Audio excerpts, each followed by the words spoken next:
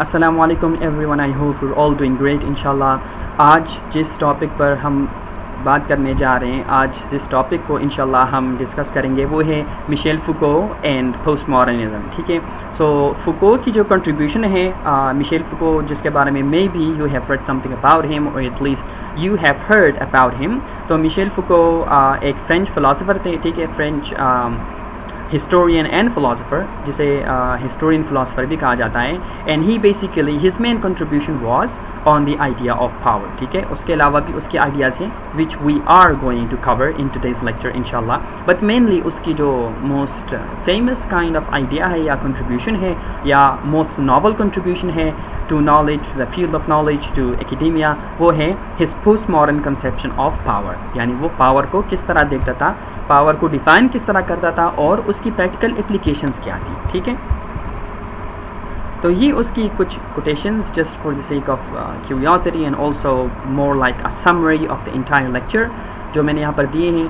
ठीक है, सो he says that I think that the central issue of philosophy and critical thought since the 18th century has always been, still is and will, I hope, remain the question, what is this reason that we use। ठीक है, reason के बारे में सवाल कर रहा है कि what is this reason that we use and that we talk about, what are its historical effects, what are its limits and what are its dangers। ठीक है, उसके बाद वो कहता है कि maybe the target nowadays is not to discover what we are but to refuse what we are। ठीक है, and then he says we have to create ourselves as a work of art। तो ये 3 quotations basically summarise करते हैं हमारे entire lecture को which we are going to see right now इंशाल्लाह। तो लेक्चर की आउटलाइन क्या है, सबसे पहले हम देखेंगे कि what was the effect of enlightenment on Michel Foucault, why did he question the idea of reason, why did he talk about power and what were his thoughts and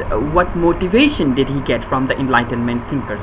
enlightenment से Michel फुको को क्या inspiration मिली, उसे क्या ideas मिले, और enlightenment की वजह से, यानी enlightenment जो 18th सेंचुरी में यूरोप में एक रिवोल्यूशन आया था आइडियाज़ के हवाले से। ठीक है, different ideas, Immanuel Kant, David Hume, auto Schopenhauer, ये जो डिफरेंट थिंकर्स थे ना, इस तरह जेरेमी बेंथम, इन लोगों ने रीज़न को काफ़ी डेवलप किया and they stressed on the idea of reason, अक़ल। ठीक है, उर्दू में तो हम अक़ल ही ट्रांसलेट करते हैं, इंग्लिश में रीज़न, इंटेलेक्ट की चीज़ें थोड़ी वो इनमें कोई थोड़ी डिफ्रेंशिएशन है। But the point being that 18th century के थिंकर्स या फिर आइडियाज़ ने मिशेल फुको को किस तरह इन्फ्लुएंस किया और फिर किस तरह उसने आइडियाज़ डेवलप की। ठीक है, then we will talk about his idea of archaeology. What is this concept of archaeology जो मिशेल फुको बार बार अपनी वर्क्स में, अपनी फ़िलासफ़ी में यूज़ करता है। ठीक है, he is saying that I do not want to give you a history of ideas, instead I want to give you an archaeological account of ideas। तो अब इससे क्या मतलब है, we are going to cover this, we are going to cover the discursivity of subject and reason।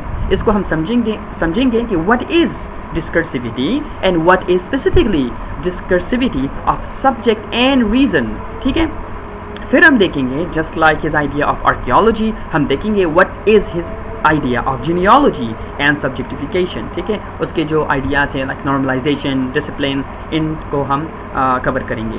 Then we will talk about biopolitics and body regulation. तो उसकी जो basic एक कंट्रीब्यूशन है towards regulation, to normalization, discipline, university, schools, army, ये जो सारी चीज़ें हैं ना, ये इन 2 टॉपिक्स में मतलब आ जाती है। Like this is his conception of power, how does power work. ठीक है, तो बायोपॉलिटिक्स में आ जाती है एंड बॉडी रेगुलेशन। फिर हम एक ब्रीफली बात करेंगे इस सवाल पर कि डज फुको रिजेक्ट रीज़न, क्योंकि वो एक पोस्ट मॉडर्निस्ट था ना, so did he reject reason all together or not. ठीक है, and then we will talk about the micro politics of Foucault. Michel Foucault की जो कंसेप्शन ऑफ पॉलिटिक्स थी और स्पेशली माइक्रो पॉलिटिक्स के हवाले से वो क्या कहता था और उसकी जो कंसेप्शन ऑफ पावर है वो किस तरह इन सारी चीज़ों को इन्फ्लुएंस करती है, इन सारी चीज़ों को इन अ सेंस वो इन्फॉर्म करती है, इन्फ्लुएंस करती है, इम्पैक्ट करती है, उस पर हम बात करेंगे। And then we will talk about a critique of Michel Foucault के उस पर जो क्रिटिसिज्म्स हैं वो क्या क्या क्रिटिसिज्म्स बनती हैं। तो आते हैं सबसे पहले एनलाइटनमेंट एंड रीजन की तरफ, ठीक है। सो फुको जो है उसने बेसिकली एक एंटी एनलाइटनमेंट ट्रेडिशन को अपनाया है, ठीक है। एंटी एनलाइटनमेंट ट्रेडिशन से मतलब यही है कि basically he went against the enlightenment tradition. उनकी जो एम्फोसिस थी, उनकी जो वो मेन फोकस थी on the idea of reason, on the idea of different things like the human nature, the human subject, religion, different fields, ठीक है, जो भी फील्ड्स है, स्टडी फील्ड्स की मैं बात कर रहा हूँ। तो उसके हवाले से जो एनलाइटनमेंट थिंकर्स की आइडियाज़ थी वो एक्चुअली यानी मिशेल फुको उनके अगेंस्ट गया, ठीक है। उसे हम फिर स्टडी करेंगे कि Y. But in essence, he rejects the education of reason, emancipation, and progress, arguing that an interface between modern forms of power and knowledge has served to create new forms of domination. तो क्योंकि फुको ने basically power की बात की, यानी हम power पे बात कर रहे हैं आज, सो उसकी जो आइडियाज़ हैं ये सब उसने इसलिए रिजेक्ट की because he thought that reason, the idea of emancipation जिसे हम फ्रीडम कहते हैं या लिबर्टी कहते हैं, the idea of progress, all of these are not something useful जिस तरह इनलाइटनमेंट थिंकर्स ने कहा था। Instead they are new forms of domination.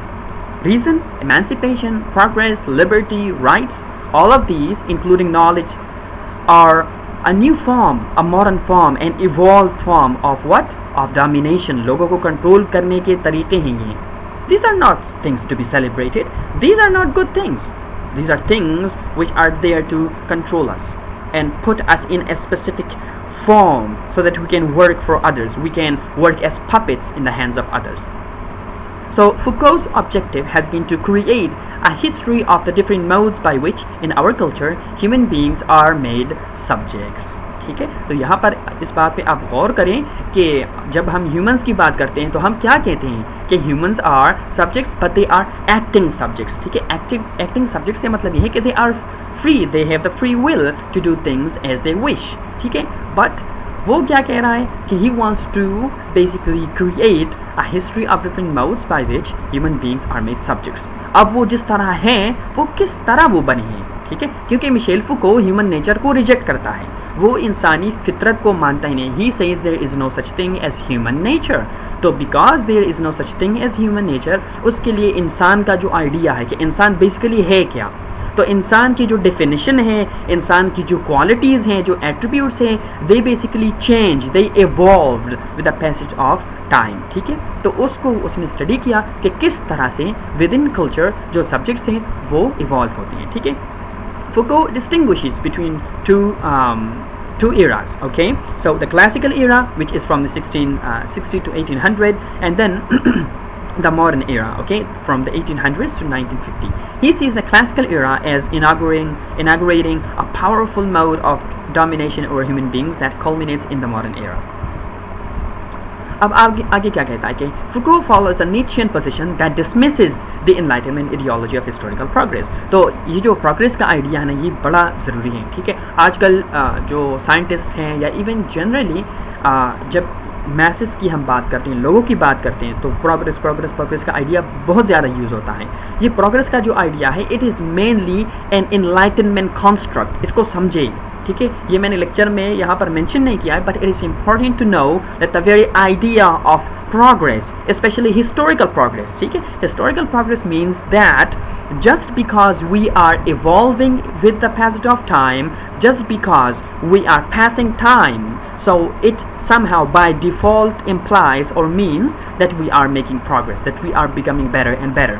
Urdu में समझाता हूँ, इसका मतलब ये है historical progress से कि मतलब इससे मतलब लोग ये लेते हैं कि just because हम बाद में आए हैं इसलिए हम पिछले लोगों से बेहतर हैं। इसको मैं सिंपलेस्ट अंदाज में यही से एक्सप्लेन करूँगा। ठीक है, कि just because we are born in the 2000s or the 2010 or 2020s, so we are better than the people who were born in the 1950s or 1960s. क्यों भाई? हमने प्रोग्रेस की है, हमने साइंटिफिक इन्वेंशंस की हैं, तो ये एक सोशल कॉन्स्ट्रक्ट है। सोशल कॉन्स्ट्रक्ट इसलिए है just because you are changing does not mean that you are becoming better and better.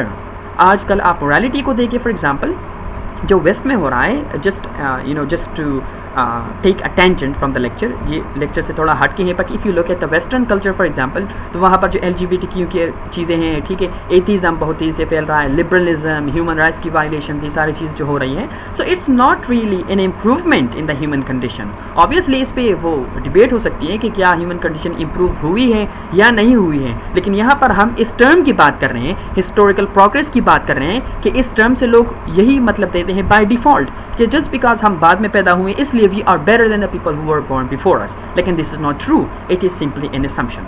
तो नीचे ने इस आइडिया को रिजेक्ट किया और फुको भी उसी ट्रेडिशन में जा रहा है, उसी लाइन में वो लगा हुआ है। He is basically in the same line and he says humanity does not gradually progress from combat to combat। इस बात को समझिए, from combat to combat it means कि basically वो तरक्की कर रहा है, ठीक है, आगे जा रहा है, until it arrives at universal reciprocity where the rule of law finally replaces warfare, ठीक है।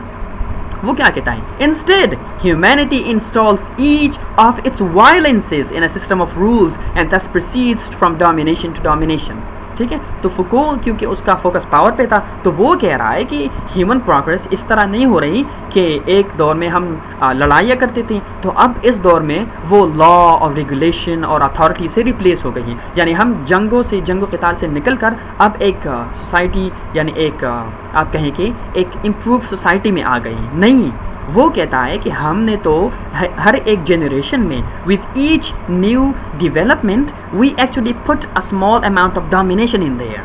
जिस तरह वो कहता है ना कि रीज़न या रीज़न का जो आइडिया है, लिबर्टी का है, ह्यूमन राइट्स का है, ये सब कुछ नहीं है, दे आर जस्ट फसाड्स, ठीक है। फसाड का मतलब है कि just masks, okay, they are masks which hide reality.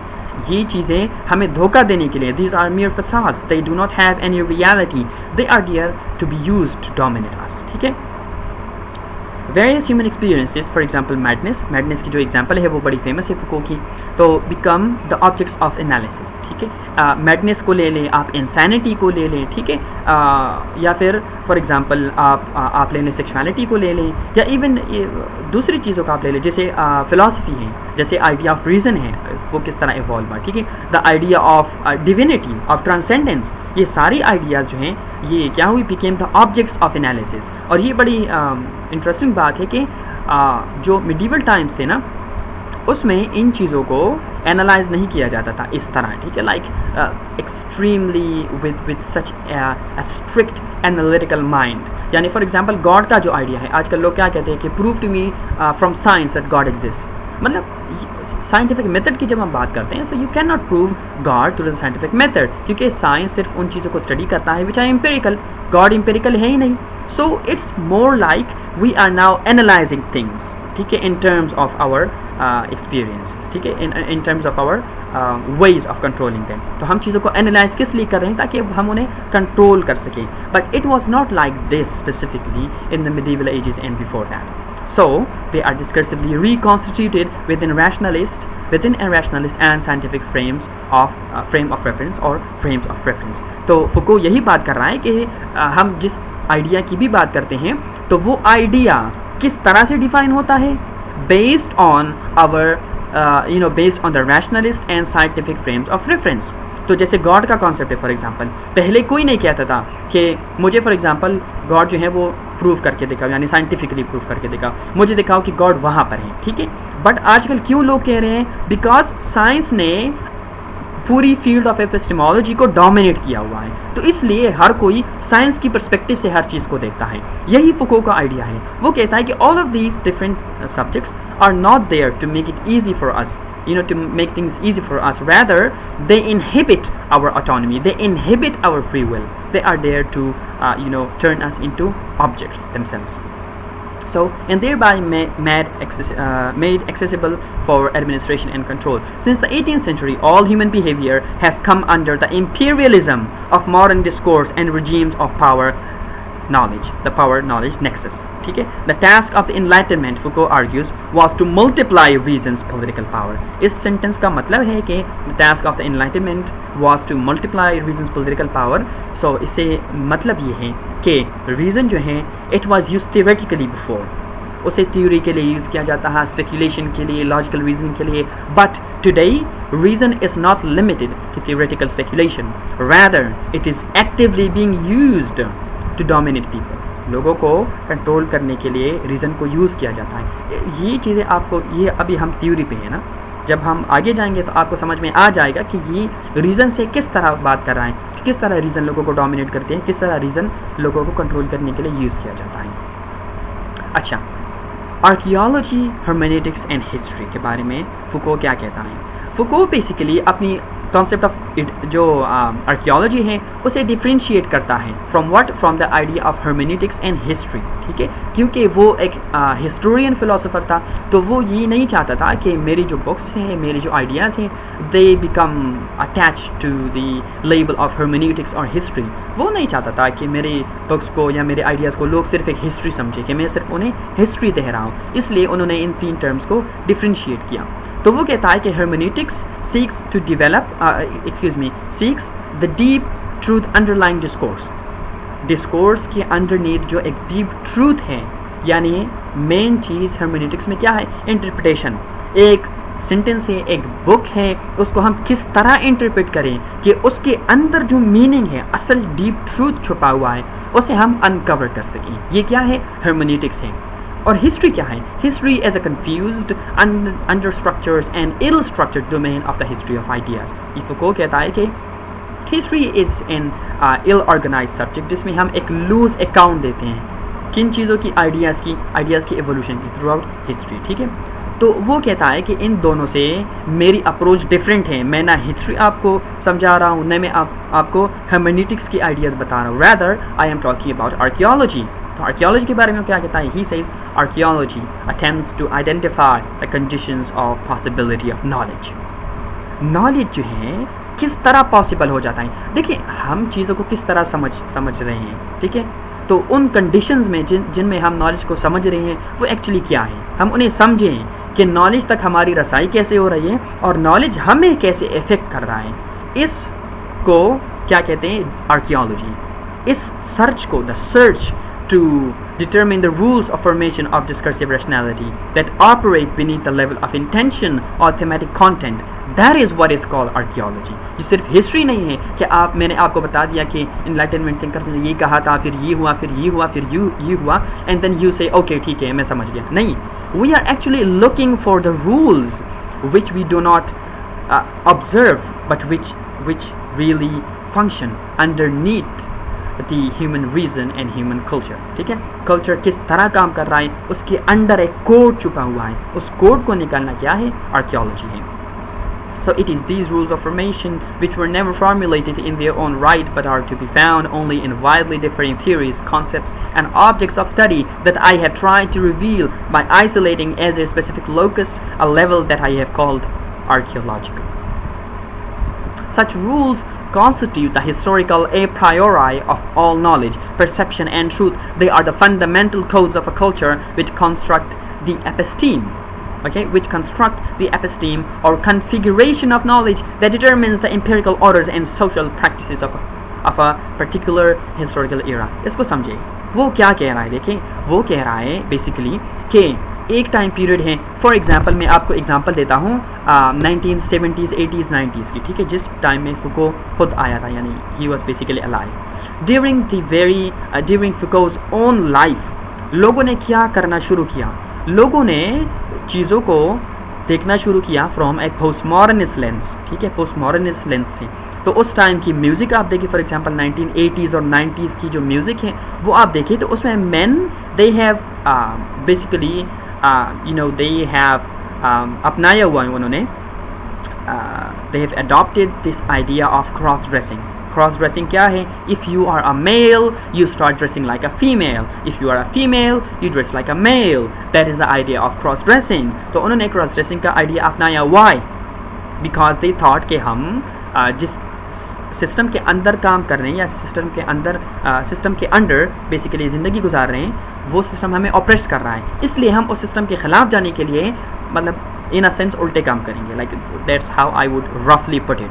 तो उन्होंने क्या किया, दे स्टार्टेड क्रॉस ड्रेसिंग. ठीक है, या आज के टाइम पीरियड को देखें, आज जब हम ट्रूथ की बात करते हैं तो लोग क्या कहते हैं, हर कोई आपसे कहेगा, it's like a cliche sentence, वो कहेगा कि this is the post modern era and this is the post truth era and there is no such thing as truth. वो आपसे यही कहेगा। क्यों? बिकॉज हमारी आज जिस तरह हम कॉन्सेप्ट ऑफ ट्रूथ को देख रहे हैं वो एक्चुअली पहले से डिफ़ाइन किया जा चुका है। किसने डिफ़ाइन किया है? पोस्ट मॉडर्निस्ट ने। यानी आज 2024 में हम, ठीक है, 2022, 23, 24 में हम, ठीक है, और हम ये बात कर रहे हैं पोस्ट ट्रूथ की, जो पोस्ट ट्रूथ की आइडिया है और ट्रूथ एग्जिस्ट नहीं करता। तो आज हम ट्रूथ को किस तरह डिफाइन करते हैं, किस तरह देखते हैं? हम कहते हैं भाई ट्रूथ की तरह तो कोई चीज़ ही नहीं है, ठीक है, there are multiple interpretations, multiple realities, हम बस यही कहते हैं। लेकिन हमारी ये डेफिनेशन ये एक्चुअली हमारे पैदा होने से पहले किसी ने सेट कर दी थी।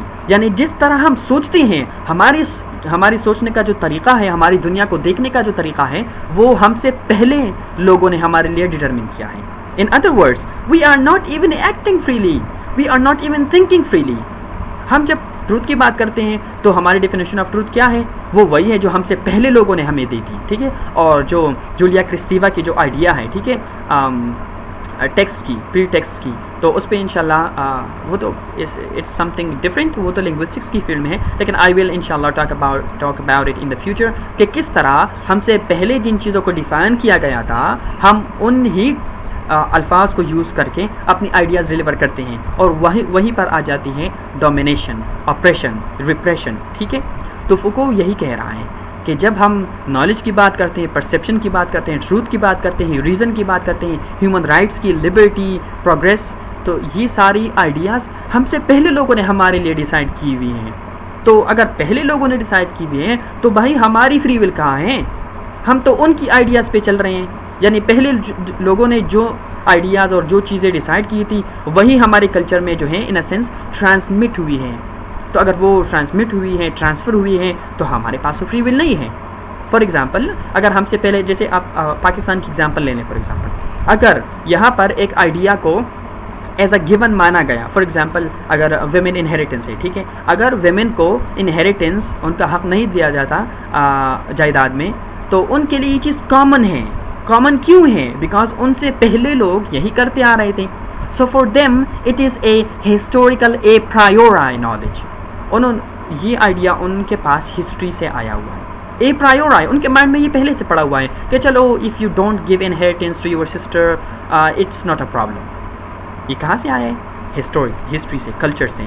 तो ये आइडिया तो उनका अपना नहीं है ना। If they had thought freely they would say no, Islam हमें इजाज़त नहीं देता, but because their thoughts have been predetermined by people who came before them। तो इस तरह से हमारा पूरा कल्चर, हमारी पूरी थिंकिंग, हमारी जो लैंग्वेज है, all of it is what saturated with previous history, with the ideas of previous people।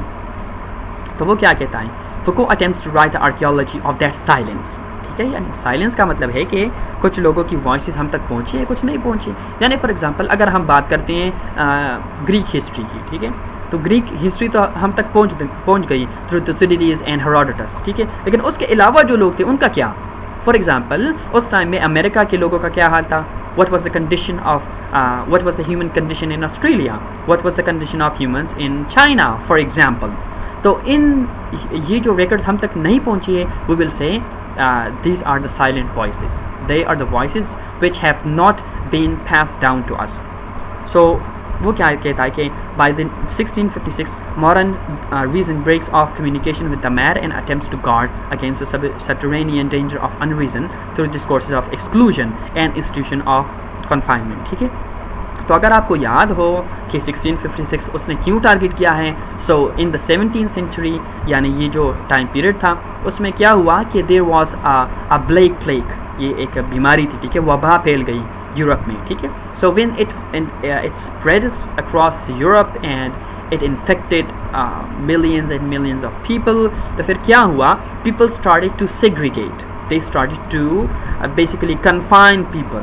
लोगों की कन्फाइनमेंट शुरू हुई। ऑब्वियसली लोगों के दरमियान बाउंड्रीज डाले गए ताकि एक बंदे को जो वबा है वो दूसरे तक ट्रांसफ़र ना हो। तो इन एक्सपीरियंसेस से पास होकर हमने ये एक्सपीरियंस हुआ, हमें ये समझ आई कि अच्छा इन टेक्निक से, इन मेथड से हम लोगों को कंट्रोल कर सकते हैं, लोगों को अलग अलग कर सकते हैं, सेग्रीगेट कर सकते हैं, हम लोगों को इस तरह सोचने पर मजबूर कर सकते हैं, हम इस तरह लोगों को रेगुलेट कर सकते हैं। यानी इसके बाद ये आइडियाज़ हमें समझ आना शुरू हुई। और फिर एंड में क्या कहता है Foucault? Foucault analyses the shift from a pre modern speculatively based medicine, जैसे मैंने पहले कहा, to a modern empirically based medicine rooted in the rationality of the scientific gaze. Scientific gaze अगर आप इस टर्मिनोलॉजी को देखें तो ये बेसिकली लकानियन साइकोएनालिसिस से आता है, जो बेसिकली वो बात करता है मेल गेज की। तो मेल गेज क्या है कि इस तरह किसी को देखा जाए कि in their clothes you basically bring out the nakedness from their body, regardless of their clothing you see them naked। ठीक है, इस तरह से किसी चीज़ को देखना कि you completely dominate them, you crush them just with your sight। तो इस तरह साइंस भी कर रहा है। साइंस क्या कर रहा है? It is dominating every field, it is regulating us। Science जब कहता है कि फॉर एग्जांपल फलाह बीमारी है, इसके लिए इसे इस तरह ट्रीट करना है, तो हम उसे उस तरह ही ट्रीट करते हैं। वाई? ओ साइकोलॉजी में ये बात लिखी है, ओ बायोलॉजी में ये बात लिखी है, ओ हमें ये बात फिज़िक्स से पता चली है, ओ हमें ये बात केमिस्ट्री से पता चली है, हमें फलाह डॉक्टर ने बताया था, हमें फलाह डॉक्टर ने बताया था। क्यों? बिकॉज उनके पास अथॉरिटी है। सो वो उससे क्या होता है कि we have started to look upon everything from the eye of science. ठीक है, अच्छा, डिस्कर्सिविटी ऑफ सब्जेक्ट, अब इस पर हम बात करते हैं कि what is the discursivity of subject. ठीक है, सो फुको कहता है कि man the object of philosophy as the human sciences like psychology, sociology, literature जो भी है, ठीक है, emerges when the classical field of representation dissolves and the human being for the first time becomes not only an aloof representing subject but also the object of modern scientific investigation। इस बात को समझें। देखिए जिस तरह इंसान है ना, तो सर खुर्रम इलाही सर जो हैं वो ये बात करते हैं कि पहले जो है हम इंसान को पूरा देखते थे, मुकम्मल इंसान हमें नज़र आता था। ठीक है, it was not as if the human being is just a collection of organs. A human being is not just a conglomeration of different atoms, of different organs put together, which speaks to us, which talks with us, which communicates with us। नहीं, हम human को एक as an agent देखते थे, as an entity, as a creature देखते थे who has a soul। But modern scientific investigations को आप देखें तो वो इंसान को इस कोल्ड नज़र से देखता है, इस objective, detached, cold, inhuman method से देखता है कि as if it is just an object.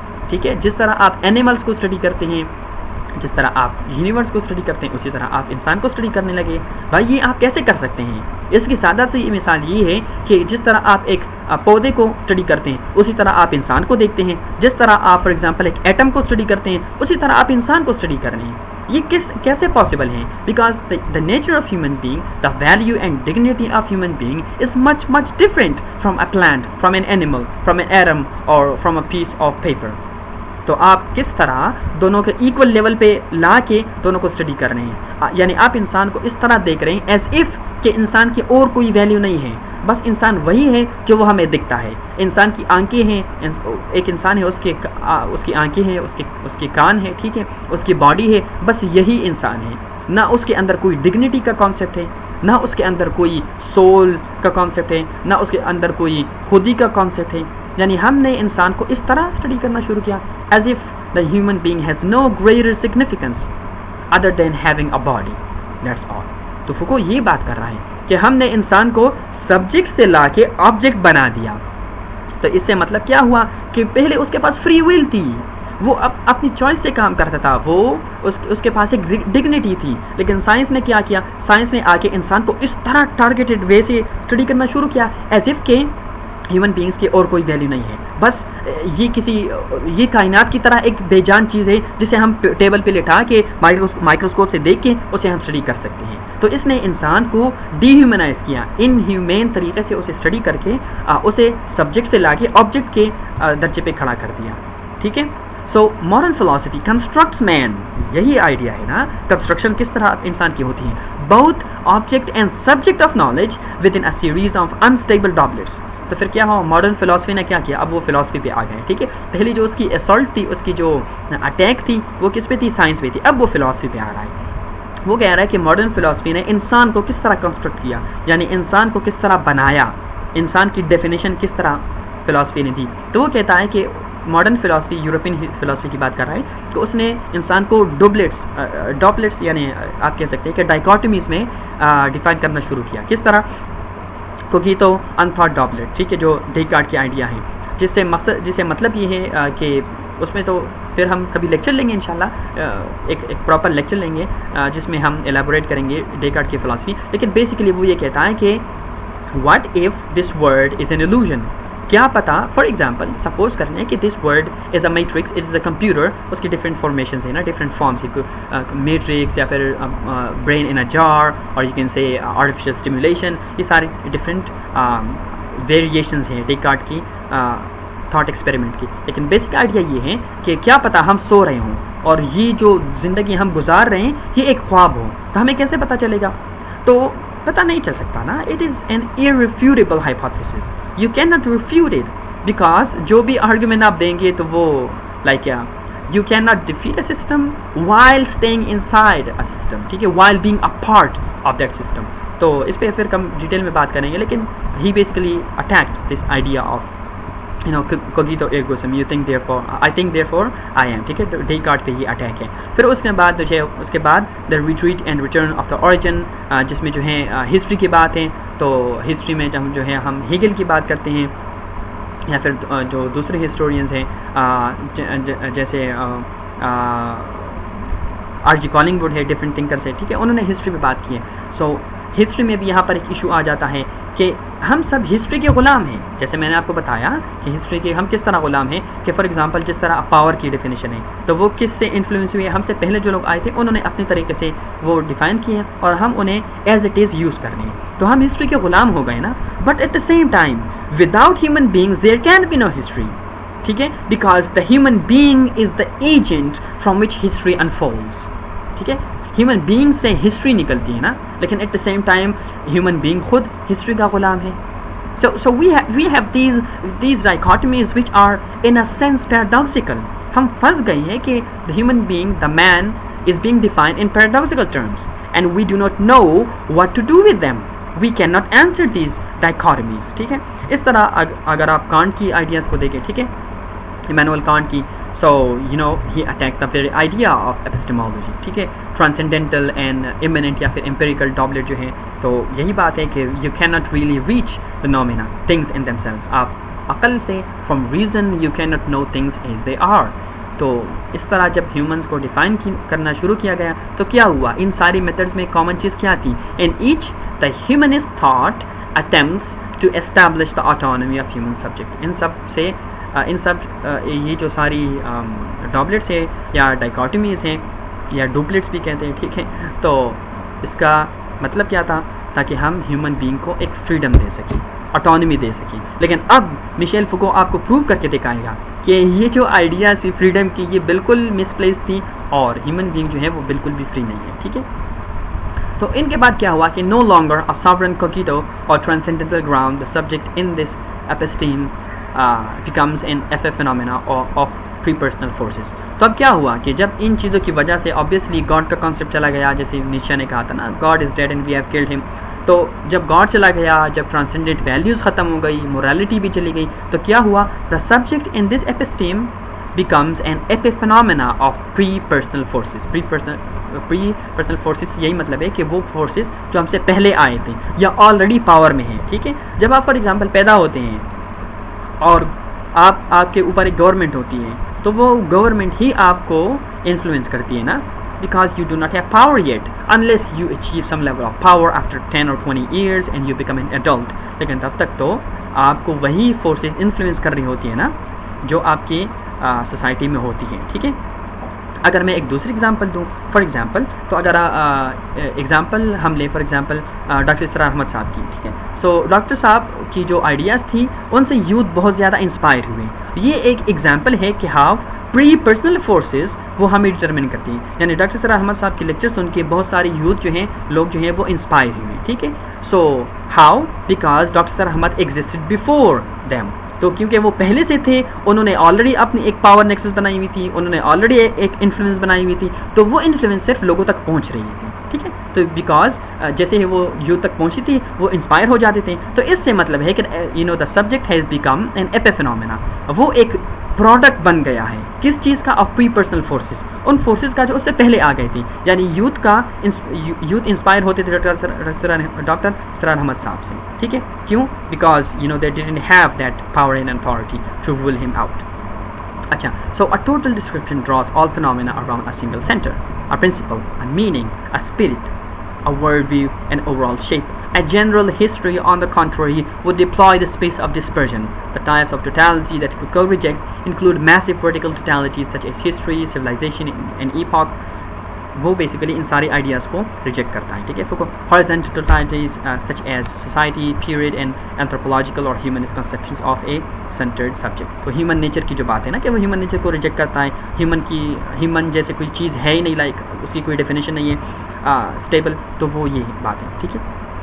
अब जीनियोलॉजी एंड सब्जेक्टिफिकेशन पे आते हैं जो उसकी बहुत ह्यूज कंट्रीब्यूशन है। अब हम थोड़ा बहुत हम प्रैक्टिकल चीज़ों पे आ रहे हैं। हमने थ्योरी से स्टार्ट ली थी लेक्चर, और अब विद एज वी प्रोग्रेस, ठीक है, एज वी मेक प्रोग्रेस, तो उस तरह से हम अब प्रैक्टिकल साइड पे आ रहे हैं मिशेल फुको की थ्योरी पे, ठीक है। तो वो फिर बात करता है जीनियोलॉजी और सब्जेक्टिफिकेशन पे और नॉर्मलाइजेशन एंड डिसिप्लिन पे, ठीक है।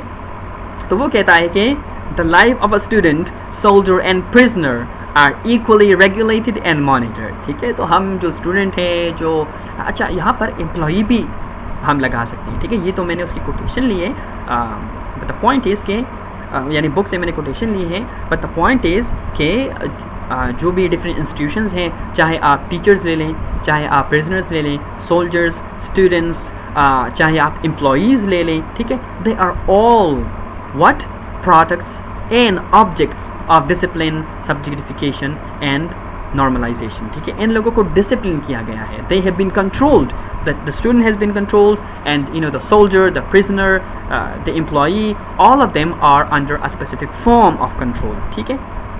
Discipline makes individuals. It is the specific technique of a power that regards individuals both as objects and as instruments of its exercise, ठीक है। तो वो क्या कहता है कि discipline makes individuals, जिस तरह आपने किसी को डिसिप्लिन किया वही तरह वो इंसान बन सकता है और वो बन जाता है, ठीक है। सोल्जर्स को आप देखें, उन्हें एक्सट्रीम डिसिप्लिन में रखा जाता है, और फिर वो क्या करते हैं, समयाना व ताना, जिस तरह वो बेसिकली कि जब उनसे कोई बात कही जाती है तो वो कहता है यस सर। सो क्यों? Because they have been disciplined to answer in that way, they can not answer in negative.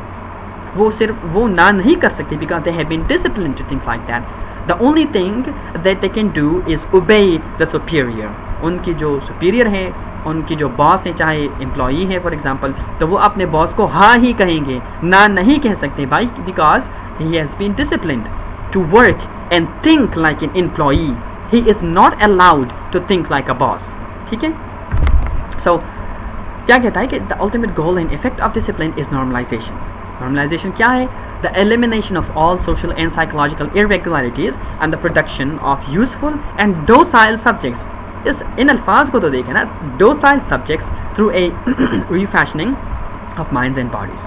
तो नॉर्मलाइजेशन किस तरह हो सकती है कि आप लोगों को डिसिप्लिन करते हैं। जब आप लोगों को डिसिप्लिन करते हैं तो with the passage of time आपने उनमें जो बातें डाली हैं वो उन्हें नॉर्मल लगने लगती हैं, और जब वो उन्हें नॉर्मल लगती हैं तो they become docile, they become gullible. Like docile का मतलब है बचकाना से, like not like बचकाना, it's like juvenile, but docile is like they are unable to question you, they are just there to samyana wa ta'ana, just today what you tell them, okay, to do what you tell them. तो आप उन्हें जो कहते हैं वो वही हुक्म मानते हैं, ठीक है। they become docile, they lose their reason and rationality in a sense, ठीक है, they become submissive in one sense.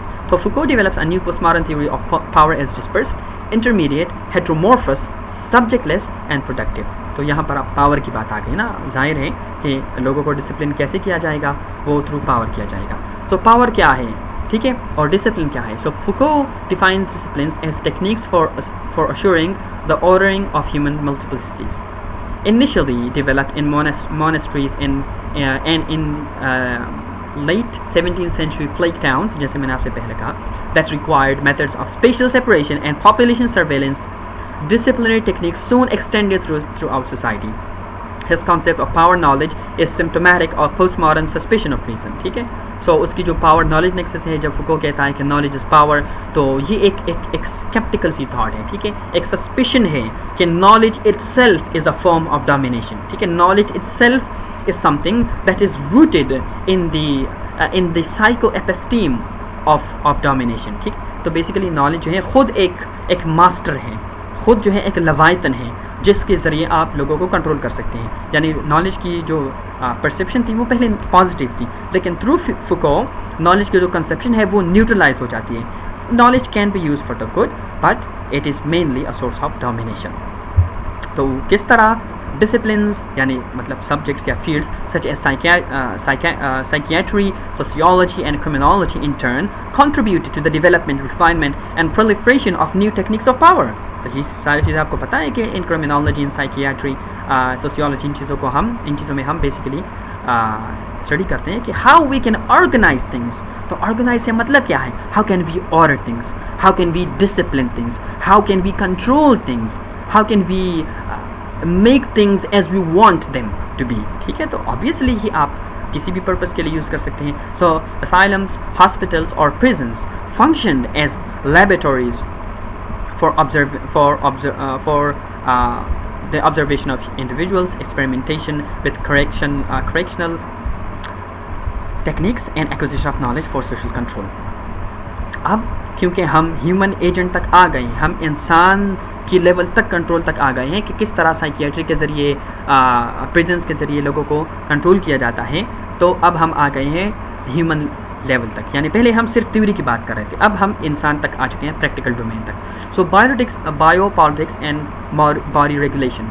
The modern individual became both an object and subject of knowledge. जैसे मैंने आपको पहले कहा कि सब्जेक्ट तो वो है, ठीक है, वो स्टडी कर रहा है, लेकिन वो ऑब्जेक्ट भी अब बन चुका है.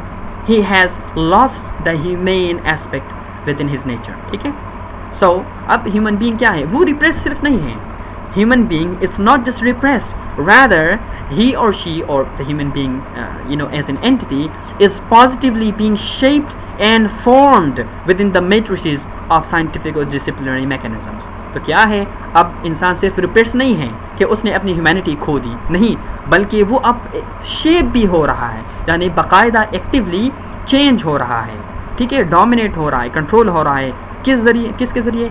साइंस के ज़रिए और डिसिप्लिनरी मेथड्स के ज़रिए. ठीक है, सो ह्यूमन बीइंग अब क्या है?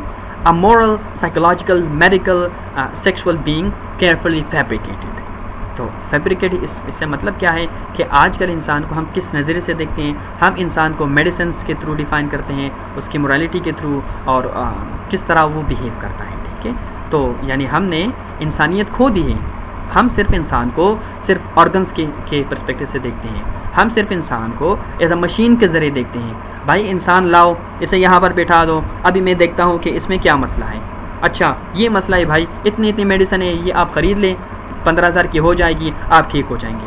यानी there is nothing left inside the human being, it is just a collection of organs. और हमें कंट्रोल कैसे किया जा रहा है? डोमिनेट. यही तो डोमिनेशन है. That is domination, that is control.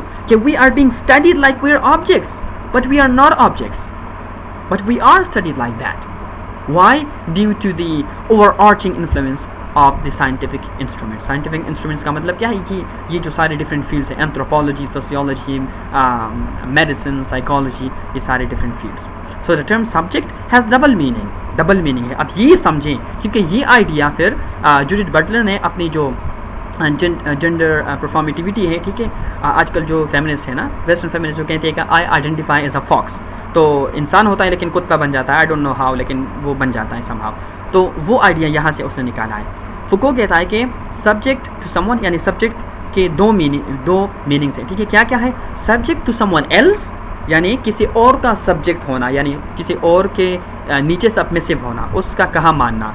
And secondly tied to their own identity by a conscious और सेल्फ नॉलेज. यानी एक होता है आप किसी और के नीचे काम कर रहे होते हैं. ठीक है, आपका सुपीरियर है, साइंटिस्ट हैं, डॉक्टर्स हैं, आप उनका कहा मानते हैं. एक उनके लिए आप सब्जेक्ट हैं, यानी वो आप पे काम कर रहे हैं, आप उनके लिए सब्जेक्ट हैं. ठीक है, यानी ऑब्जेक्ट हैं, मतलब सब्जेक्ट हैं, ऑब्जेक्ट हैं. अब आई होप आपको समझ आ रही होगी, ठीक है, कि आप सब्जेक्ट भी हैं और उनके लिए ऑब्जेक्ट भी हैं। सब्जेक्ट है यानी सबमिशन में है, और ऑब्जेक्ट यानी वो आप पे काम कर रहे हैं, आपको स्टडी कर रहे हैं, तो आप उनके लिए ऑब्जेक्ट हैं, ठीक है। और एट द सेम टाइम आप अपने आप के लिए भी सब्जेक्ट हैं, आप अपने भी गुलाम हैं। क्यों? क्योंकि फॉर एग्ज़ाम्पल जब डॉक्टर आपसे कहता है कि आपको फ़ला मसला है, आप फॉर एग्ज़ाम्पल ये खाने नहीं खा सकती, या दूसरी एग्ज़ाम्पल जो बेहतर होगी कि फॉर एग्ज़ाम्पल डॉक्टर आपको कहता है कि भाई आपको तो जेंडर डिस्फोरिया है, ठीक है, या जेंडर डिस्मोर्फिया है, जो भी आपको कहता है, ठीक है। आप कहते हैं वाह यार, हाँ राइट, डॉक्टर साहब ने कहा था कि आपको जेंडर डिस्फोरिया है, तो आप मर्द हैं लेकिन आपको औरत फील होता है, इसलिए आप असल में औरत हैं। तो डॉक्टर साहब ने कहा है, अब इसमें मैं क्या कर सकता हूँ? तो एक तो डॉक्टर ने आपको सब्जेक्ट बनाया, आपने उसकी बात मान ली, ऑब्वियसली है, ठीक है, क्योंकि उसके पास वो पावर है, अथॉरिटी है, आप उसे कैसे क्वेश्चन कर सकते हैं। लेकिन आप फिर अपने आप को भी जो है वो ऑब्जेक्टिफाई करते हैं, यानी एनालाइज करते हैं। किस तरह? अब आप अपने आप को रेगुलेट करते हैं, आप भी उसकी बातों के मुताबिक काम करना शुरू कर देते हैं, ठीक है। एक उसने आप पे काम किया, अब आप अपने आप पे काम कर रहे हैं। So there is double meaning to the idea of subject, ठीक है। You are subject for people and you are subject for your own self as well. अच्छा, self knowledge, particularly in the form of moral consciousness, is a strategy and effect of power whereby one internalizes social control. Foucault calls for the destruction of the subject. तो अब हमें समझ आ गई कि वो human nature को क्यों reject कर रहा था, क्योंकि अगर आप इंसानी फितरत को मानते हैं, इट मीन्स के we have been pre-programmed by history, we have been pre-programmed by ideas and currents. Currents से मेरा मतलब है कि different movements and those kinds of things before we were born, and before we had any say in those things. तो वो कहता है कि we should destroy the subject, we should completely dismantle the subject as it is. हमें subject को completely dismantle करना है। किस लिए? जब हम सब्जेक्ट को dismantle करेंगे तो वो जो उस पर इन्फ्लुएंसेस थी, वो इन्फ्लुएंसेस चली जाएंगी, वो ख़त्म हो जाएगी, और फिर हम सब्जेक्ट को दोबारा बनाएंगे, दोबारा रीडिफाइन करेंगे, ताकि वो डिफरेंट इंस्टीट्यूशंस की जो सब्जुगेशन है, उनकी जो कंट्रोल डोमिनेशन है, उनसे फ्री हो जाए, ठीक है। So to accomplish this, the subject must be stripped of its creative role and analyzed as a complex and variable function of discourse, ठीक है। Hence Foucault rejects the active subject, ठीक है। active subject का मतलब है कि इंसान की अपनी कोई फ्री विल नहीं है, बल्कि rather he is constituted by discourse। तो यहाँ पर आ जाता है डिस्कर्सिविटी ऑफ सब्जेक्ट। डिस्कर्सिविटी ऑफ सब्जेक्ट क्या है? कि इंसान खुद कुछ नहीं है, बल्कि वो डिफरेंट डिस्कोर्सेस से बनाया गया है, डिस्कोर्सेस से बना है, डिफरेंट डिस्कोर्सेस ने उसको इन्फ्लुएंस किया है इस हद तक कि उसकी अपनी जो आइडेंटिटी है वो उसकी अपनी नहीं है, वो उसने सीखी है। उसकी आसान एग्जांपल ये है कि आप इंस्टाग्राम या फेसबुक पर कोई ट्रेंड देखते हैं, ठीक है, जैसे वो ये मैं हूँ, ये मेरे दोस्त हैं और ये पार्टी हो रही है और समथिंग लाइक दैट, ठीक है। तो आपने ये बात देखी और आपने वो बात इंटरनलाइज की, फिर आपने उस तरह एक्शन करना शुरू किया खुद। तो इसी तरह इमेजिन कि आपकी पूरी की पूरी बिहेवियर, पूरी की पूरी थिंकिंग, पूरी की पूरी लैंग्वेज इस तरह अगर बनी है, तो आप खुद तो कुछ नहीं है ना, आप एक्चुअली और चीज़ों से बने हैं, और वो चीज़ें तो आपके इख्तियार में है ही नहीं, वो तो आपके इख्तियार में थी ही नहीं। तो आप बेसिकली कुछ नहीं है, आप सिर्फ सब्जेक्ट हैं डिस्कोर्स के। आपके इर्द गिर्द जो हो रहा है आप उनसे इन्फ्लुएंस हो रहे हैं, और आप वही हैं जो आपके इर्द गिर्द हो रहा है, ठीक है। इसलिए आजकल लोग कहते हैं कि environment is something that is important, ठीक है। So you are exactly the person in the environment, in the kind of environment you live in. So Foucault कहता है कि I am just saying as soon as there is power relation there is a possibility of resistance. अब जैसे मैंने पहले कहा कि Foucault जो है वो एक्टिव सब्जेक्ट को रिजेक्ट करता है, तो इमीडिएटली मैं ये बात यहाँ पर बताना चाहता हूँ कि उसने ये नहीं कहा, ठीक है, he doesn't want to say कि बस ठीक है कोई फ्री विल नहीं इंसान के साथ, यानी हमेशा हम लोगों की बातें ही मानते रहेंगे और लोग जो है पावर के ज़रिए हमें इन्फ्लुएंस करते रहेंगे, मैनिपुलेट करते रहेंगे, and we have no way of escaping this system. No, वो कहता है कि there is a possibility of resistance. We can never be ensnared by power. We can always modify its grip and determine the conditions and according to a precise strategy. ठीक है। अब बात करते हैं कि फुको जो है उसके बारे में ये बात पूछी जाती है कि did he reject the idea of reason itself, यानी क्या वो रीज़न को रिजेक्ट करता था.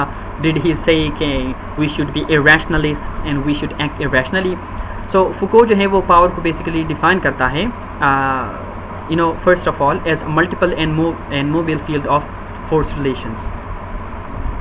Okay, after a while I'm finishing this up inshallah. So, and a mobile field of force relations where far reaching but never completely stable effects of domination are produced. तो वो जो है वो basically power conception है उसकी कि it is something that lacks any kind of center. So modern power is a relational power. Modern power is a relational power structure, ठीक है, that is exercised from innumerable points, is highly indeterminate in character and is never something acquired, seized or shared. तो फुको की जो power conception है वो बड़ी मज़ेदार है और वो काफ़ी ओपेक भी है. Opaque means like unclear, something that is not tangible और कंक्रीट, ठीक है. क्योंकि जब वो कहता है कि पावर जो है वो इस तरह कोई चीज़ नहीं है कि किसी के पास है, यानी जैसे हम कहते हैं ना कि for example the president has power और the military chief has power और द टीचर हैज़ पावर. तो वो कहता है कि nobody actually has power. Power is something that exists independently of us, something like that, ठीक है. And then we just channel that power through ourselves to attain the kind of goals that we want. यानी power एक चीज़ है जो exist करती है और हम सिर्फ उसे चैनल करते हैं अपने मकासद के लिए. तो इसके लिए जो है वो मेरी एनालॉजी ये है कि basically focus power is like the air, ठीक है, वो हवा की तरह है. So it works on its own, वो मतलब इंडिपेंडेंटली है and anybody can challenge it for any purposes. तो हवा है वो फ्रीली एग्जिस्ट करती है, हवा किसी के पास नहीं है, ठीक है, हवा किसी के पास नहीं है लेकिन एग्जिस्ट करती है और हर कोई उसे अपनी पर्पसेस के लिए इस्तेमाल कर सकता है. इसी तरह फुको कहता है कि पावर जो है, इस तरह आप समझ सकते हैं कि पावर कोई इस तरह की चीज़ नहीं है कि किसी एक ग्रुप ऑफ पीपल या एक बंदे के पास है, नहीं. It is just there, you have to channel it, you have to make it by yourself in a sense, ठीक है, you have to make power by yourself. So it's like a child can inhale an equal oxygen as a philosopher. So because you know anybody can channel as much power as they want, so there is total equality. अच्छा, तो अब जब power की बात हमने की तो reason के बारे में वो कहता है कि if it is extremely dangerous to say that reason is the enemy that should be eliminated, it is just as dangerous to say that any critical questioning risks sending us into irrationality. तो मैंने detail काफ़ी और भी लिखी है लेकिन the point is के Foucault did not reject reason. He did not reject reason so as to suggest that we should be irrational. ठीक है, वो कभी भी irrationalism की तरफ नहीं गया. Finally, Foucault की micropolitics, ठीक है. So Foucault micropolitics includes two key components: a discourse of politics, जैसे हमने पहले बात की लैंग्वेज की लैंग्वेज हमें इफेक्ट करती हैं, आप दूसरों की बातें सुनते हैं और वही बातें फिर आप खुद करते हैं, ठीक है. और बायोपॉलिटिक्स, ठीक है. सो डिस्कर्सिव पॉलिटिक्स क्या है? डिस्कोर्स पॉलिटिक्स के all discourses are produced by power. तो सिंपल बात है, ठीक है, but they are not wholly subservient to it. तो हमने जैसे रेजिस्टेंस की बात की, क्या point of resistance and a starting point for an opposing strategy exist, ठीक है. फिर बायोपॉलिटिक्स है कि in bio struggle individuals attempt to break from the grip of disciplinary powers and to re invent the body by creating new modes of desire and pleasure. तो इस bio politics में आ जाती है फिर वो बात फेमिनिज्म की, ठीक है. वो जानबूझ के क्रॉस ड्रेसिंग करते हैं, जानबूझ के वो गेज और लेस्बियंस और इन चीज़ों की तरफ चले जाते हैं because they want to break away from the so called traditional bonds of sexuality, ठीक है. वो सेक्सुअलिटी को रीडिफाइन करना चाहती हैं, इसलिए वो इन बाउंड्रीज को ब्रेक करते हैं. अब क्रिटिक क्या है फुको की, ठीक है. तो टू मेन क्रिटिक्स हैं जो मुझे सब्सटेंटिव क्रिटिक्स लगी. So I have included two critiques, ठीक है. The first one is that modernity remains too one-sided in its focus on repressive forms of rationalization, ठीक है. सो वो जो फुको की जो एनालिसिस है वो बहुत वन साइडेड है, यानी उसने हर चीज़ को सिर्फ इन टर्म्स ऑफ रिप्रेशन, डोमिनेशन और सब्सर्वियंस के जो टर्मिनोलॉजी से उसमें फ्रेम किया है. लेकिन हर चीज़ ऐसी तो नहीं है ना. Like it's not to say as if everything is there to dominate us. यानी it's like how can we say? It's like an infectious mindset to think कि हर चीज़ बस हमें dominate करने के लिए बनाई गई है, ठीक है. So if you look at the field of medicine, for example, medicine में काफ़ी improvements हुई हैं. It doesn't mean that the field of medicine is wholly and completely there to dominate us. अब जब लोगों को फॉर एग्जांपल डिफरेंट बीमारियां होती है, so we can treat them better than before. So we cannot say that medicine completely is there to take control of our lives. हाँ obviously कुछ चीज़ों में होती है, जैसे कि DSM-5 की जो साइकोलॉजी की जो मैनुअल है ना, उसमें अब जो लेस्बियन गेज हैं उसको रीडिफाइन किया गया है. So now that can be an example of domination and control. But largely speaking जो लिटरेसी है, ठीक है, नॉलेज की डिसमिनेशन है, स्प्रेडिंग है, या मेडिसिन है, या दूसरी चीज़ें हैं, ठीक है, वो तो उनको डोमिनेट कहना इट्स लाइक बहुत ज़्यादा वन साइडेड. यानी आप एक साइड को ले रहे हैं लेकिन उसकी जो बेनिफिट्स हैं, उसकी जो पॉजिटिव रिजल्ट्स हैं, उन्हें आप इग्नोर कर रहे हैं. ठीक. सो हेबरमास भी ये कहता है, ठीक है, योगन हेबरमास जो है जर्मन फिलोसफर के, observed that Foucault describes all aspects of modernity as disciplinary and ignores the progressive aspects of modern social and political forms. ठीक है. And secondly, Foucault methodologically brackets the question of who controls and uses power. तो अब ये मसला आ जाता है ना कि like how can you say nobody has power and just anybody can have power and power is just there and you can have it. Like you are, I'm sorry, like the philosophers ये कहेंगे कि I'm sorry but your way of conceptualizing power is just too opaque and vague and unclear. What do you mean nobody has power and power just is there and anybody can use it? अगर हम कहें for example कि आजकल US के पास power है for example, तो क्या ये बात गलत होगी? Well on Foucault's account it will be incoherent to say that US has power because on his account of power nobody can have power. It is not something you can possess, but it's something that is not pragmatically useful. Okay, so it occludes the extent to which power is still controlled and administered by specific and identifiable agents in position of economic and political power. So it's like Foucault की जो power theory है ना, वो pragmatic level पर आके उसमें फिर inconsistencies आ जाती हैं. pragmatic लेवल पर यानी जो प्रैक्टिकल लेवल है, उस लेवल पर जब उसकी थ्योरी को आप अप्लाई करते हैं बहुत सारी जगहों पर, तो उसमें फिर वो काफ़ी वल्नरेबिलिटीज़ आ जाती हैं. ठीक है. So thank you very much for listening. That is all for today. Inshallah, I hope you benefited from it. And if you have any question, feel free to ask me in the comments. Please आप question करें, ठीक है? Please do ask me things. Of course, my knowledge is not complete. I am a student. I only share the things which I learned with you people. ठीक है? So whatever things I learned, I share them with you. I am not a professor. I am not someone who claims to be a scholar. So I just share my ideas and my knowledge with you. आपकी जो भी question हो, I want you to ask me in the comments, inshallah. And if I knew, I will answer. If I didn't know, I will refer to more books, to more articles, more lectures, inshallah, and hopefully come up with an answer for you. Thank you very much. See you in the next lecture. Assalamu alaikum.